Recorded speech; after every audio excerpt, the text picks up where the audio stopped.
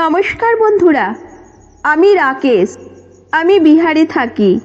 আর আজ আপনাদের সঙ্গে আমার জীবনের একটি গভীর এবং অবিস্মরণীয় সত্য ঘটনা ভাগ করে নিতে চলেছি।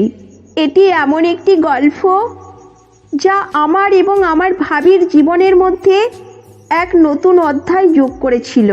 সেই সম্পর্কের সূচনা হয়েছিল এক শীতের রাতে, যেখানে একাকিত্ব এবং আবেগ মিলে এক অন্যরকম অনুভূতির জন্ম দিয়েছিল। সেই সময়টা ছিল শীতকাল। বাতাসে ঠান্ডার হিমেল পরশ, আর চারপাশে যেন নীরবতা। বড় ভাই অফিসের কাজে দিল্লি গিয়েছিলেন 1 মাসের জন্য। বাবা মাও সেদিন একটি আত্মীয়ের বাড়িতে গিয়েছিলেন। কাজ শেষ হতে দেরি হওয়ায় তারা সেখানেই রাত কাটানোর সিদ্ধান্ত নেন।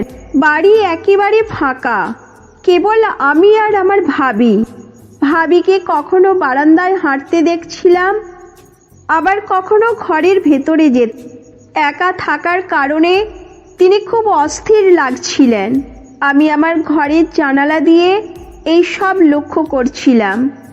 আমার ঘরের লাইট বন্ধ ছিল বলে তিনি আমাকে দেখতে পাচ্ছিলেন না।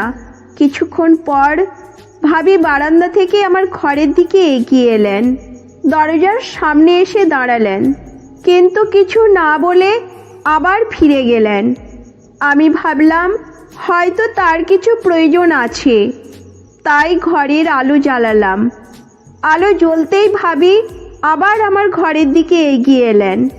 তিনি ঘরে ঢুকে বললেন, এখনো জেগে আছো দেবরজি? আমি হেসে বললাম, ভাবিজি, আপনি নিজেও তো ঘুমোননি। তিনি বললেন, কি বলবো দেবরজি, কখনো একা থাকিনি, আজ একা থাকতে খুব অস্বস্তি লাগছে। আমি বললাম, ভাবিজি, যদি কিছু দরকার হয় আমাকে বলবেন, আমি কিভাবে সাহায্য করতে পারি। ভাবি একটু ইতস্তত করে বললেন, দেবরজি, যদি আপনি আমাদের ঘরে এসে থাকতেন তাহলে আমি অনেকটা নিশ্চিন্ত হতাম।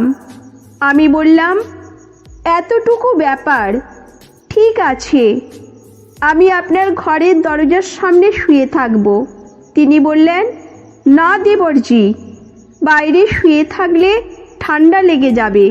আপনি ঘরের ভেতরে এসে বিছানায় আমার পাশে শুয়ে থাকুন। আমি কিছুক্ষণ ভেবে রাজি হলাম। আমরা ঘরে গেলাম এবং বিছানায় শুয়ে পড়লাম, কিন্তু শীতের কারণে ভাবি বেশ কাঁপছিলেন। আমি তাকে জিজ্ঞেস করলাম, ভাবিজি, আমি কি আপনার জন্য গরম দুধ বা চা আনবো? তিনি না বললেন এবং আমার দিকে একটু এগিয়ে এলেন। তার ঠান্ডার কম্পন আমাকে ছুঁয়ে যাচ্ছিল। আমি বুঝতে পারলাম তিনি কেবল উষ্ণতার প্রয়োজন অনুভব করছেন। তাই আমি তার পাশে আরো ঘন হয়ে শুয়ে পড়লাম। ভাবি আমার দিকে তাকিয়ে হেসে বললেন, তুমি সত্যিই খুব ভালো মানুষ দেবরজি। আমি মুচকি হেসে বললাম, আপনার ভালো থাকাই আমার দায়িত্ব ভাবিজি। এরপর আমরা দীর্ঘ সময় ধরে গল্প করলাম। তার শৈশবের কথা, তার স্বপ্নের কথা এবং জীবনের নানা অভিজ্ঞতা। কথাগুলোর ভেতর থেকে যেন এক বিশেষ বন্ধন তৈরি হচ্ছিল। কিছুক্ষণ পর ঠান্ডার প্রকোপে তিনি আবার কাঁপতে শুরু করলেন। আমি তাকে বললাম, আপনার গায়ে আরো চাদর চাপিয়ে দিই। তিনি না বললেন, কিন্তু কিছু না বলে আমার দিকে আরো ঘন হয়ে এলেন। সেই রাতে এক শীতের গভীরে আমাদের মধ্যে এক গভীর অনুভূতির জন্ম নিল। সকালে ঘুম ভাঙলে দেখি ভাবি আমাকে জাগাচ্ছেন। তিনি বললেন, সকালে দেরি হয়ে গেছে, সবাই ফিরে আসার আগেই সব কিছু ঠিকঠাক করে নিতে হবে। আমরা আবার স্বাভাবিক জীবনে ফিরে এলাম, কিন্তু সেই রাত আমাদের জীবনের গল্পে একটি নতুন অধ্যায় লিখে দিয়েছিল।